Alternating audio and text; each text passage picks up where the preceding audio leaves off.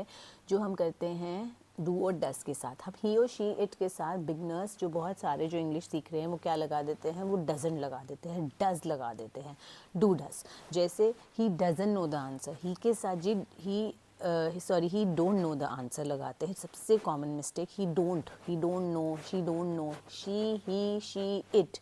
और एक पर्सन के साथ कभी भी आपने डू नहीं लगाना, आपने सिर्फ डज लगाना है, ठीक है। इनके साथ हमेशा डज ही आएगा। ही डोंट नो द आंसर गलत है, प्लीज़ इनके साथ डोंट मत लगाइए, सबसे कॉमन स्पोकन मिस्टेक है। She don't like coffee, she के साथ हमेशा डज आएगा। ही शी इट और सिंगुलर हमेशा डज लेते हैं, प्लीज़ वो कभी भी डोंट नहीं लेते हैं।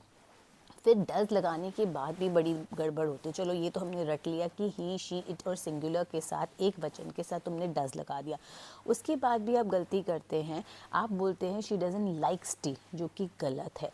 शी डजंट लाइक्स, जब आप यहाँ पर डजंट लगा दिया है, डज नॉट लगा दिया है, तो वर्ब को तब बदलने की ज़रूरत नहीं है, क्योंकि इंग्लिश में बोलते हैं शी लाइक्स टी, उसको टी पसंद है, ठीक है। अब जब उसको टी पसंद है और उसको नहीं पसंद है तो शी डज़ नॉट लाइक्स को हटा देंगे, लाइक्स नहीं आएगा, एक ही एस आ सकता है। अगर मैं आपको इस सिंपल तरीके से समझाऊं तो आप समझिए एक वीआईपी रूल।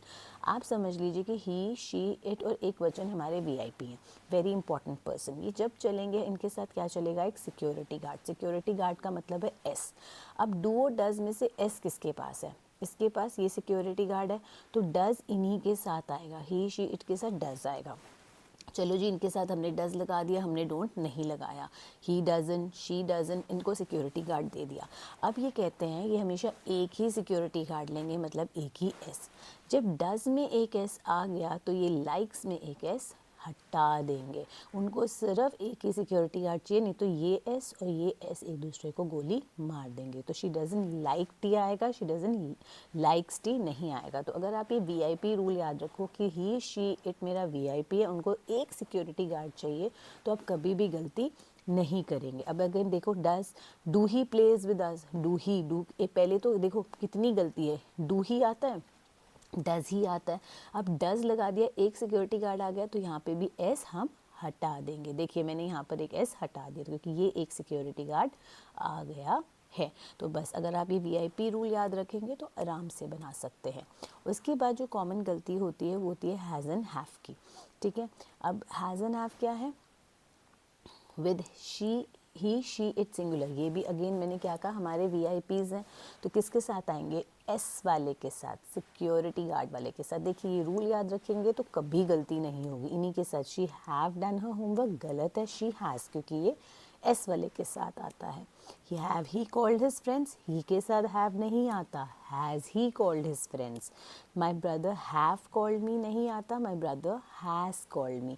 तो हैज़ एंड हैव में से एस इनके पास है, तो इन्हीं के साथ क्या आएगा, ही शी इट सिंगुलर वीआईपी हैं, तो ये एस वाले के साथ ही जाएंगे, ठीक है, क्लियर। फिर नेक्स्ट रहता है कंसेप्ट ऑफ हैविंग, जो सबसे ज़्यादा बच्चे गलती करते हैं। जैसे मैंने कहा I am having a pen, ये सबसे गलत है। जैसे मैंने कहा कि आप मानना, किसी चीज़ में बिलीव करना आईएनजी नहीं होता है, ऐसे ही किसी चीज़ का मालिक होना के लिए आप टेम्परेरी नहीं हो सकता, ऐसे नहीं हो सकता अभी पेन है एंड बाद में नहीं होगा। अगर आपके पास वो पेन है, वो आपका पेन है, तो you have a pen, you are not having a pen. अब ये नहीं कह सकते I am having a house, ये सिर्फ अभी के लिए नहीं है, परमानेंट हाउस है आपके पास, ठीक है। I am having an idea, no I have an idea, दिमाग में है, ये नहीं भाग जाएगा अभी कहीं ना कहीं। Have for possession is not used in continuous tense, मैंने आपको बोल दिया। अब लेकिन अब इंग्लिश में हैविंग वर्ड बहुत बारी हम सुनते हैं, ठीक है। पोजेशन में मतलब जब आप किसी चीज़ के मालिक होते हैं उसमें आप हैविंग नहीं लगाते, लेकिन हैविंग कब लगता है, हैविंग लगता है जब आप कोई एक्शन कर रहे हो, वो भी टेम्पररी। जैसे आई एम हैविंग टी, मैं टी पी रही हूँ, आई एम ड्रिंकिंग टी नहीं बोलना है, आई एम हैविंग टी बोलना है। She is having lunch, she is eating lunch से ज़्यादा बेटर लगता है she is having lunch. They are having a meeting means they are doing a meeting से ज़्यादा they are having a meeting. वो temporary है, चाय अभी पी के उठ जाओगे, टेम्प्रेरी सिचुएशन है। लंच अभी खा के उठ जाओगे, टेम्प्रेरी सिचुएशन है। मीटिंग करके अभी उठ जाओगे, टेम्प्रेरी सिचुएशन है। लेकिन अगर आप किसी चीज़ के मालिक हैं, वो परमानेंट सिचुएशन है, तो प्लीज़ उसमें हैविंग मत लगाइए, ठीक है। आई होप आपको ये सब क्लियर हो गए हों कॉमन मिस्टेक्स। अगर कोई और ग्रामर टॉपिक आप करना चाहते हैं तो प्लीज़ कमेंट बॉक्स में लिखिए, और अगर वीडियो पसंद आई हो तो please like, subscribe and share ज़रूर करिए। Thank you.